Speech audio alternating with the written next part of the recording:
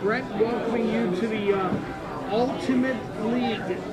This Ultimate League is something that you've been very passionate about, being the general manager of the Detroit Mechanix. What brought you to this position? Well, Rich, that's a very good question.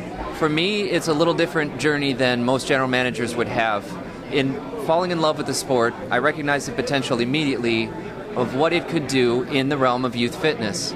Too often now, our kids have been enamored with digital communication and a lack of ability to participate in sports, either because of financial barriers or more specifically because they feel excluded where they may not have the skills or abilities as another athlete with greater access or exposure.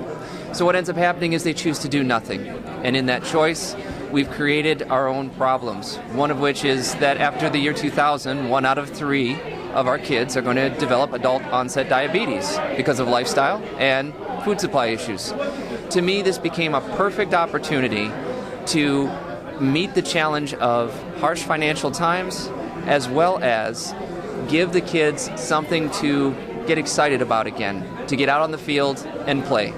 In our sport, you simply need an open field and a disc, and everything else takes care of itself. And Brent, again, the team that you have is I think very unique because the teams that you play against and the traveling makes this team such a fascinating team to watch. Well, Rich, the Detroit Mechanix are a third-year veteran in the American Ultimate Disc League, which means that in year one, when we only had 8 teams, East and West conferences played one another. So we went as far as Philadelphia to take our game on the road, so to speak. Now we stay in the Midwestern Division, which puts us as far east and north as Minneapolis and as far south and west as Cincinnati. Brent, how is this personality of this team? Does it fit the general manager of the Mechanix? Well, I'd like to think that my gentlemen, and I do mean gentlemen, are a direct extension of the values, morals, and ethics which the Detroit organization has. One of the things that I find very fascinating is that Detroit as an organization has taken advantage of what we call the integrity rule in our sport, which is the ability to overturn a referee if it works against us, meaning that my guys strive to preserve the sport as a whole and the spirit of that sport for true competition's sake, not whether or not the scoreboard shows at the end the outcome that is favorable to us.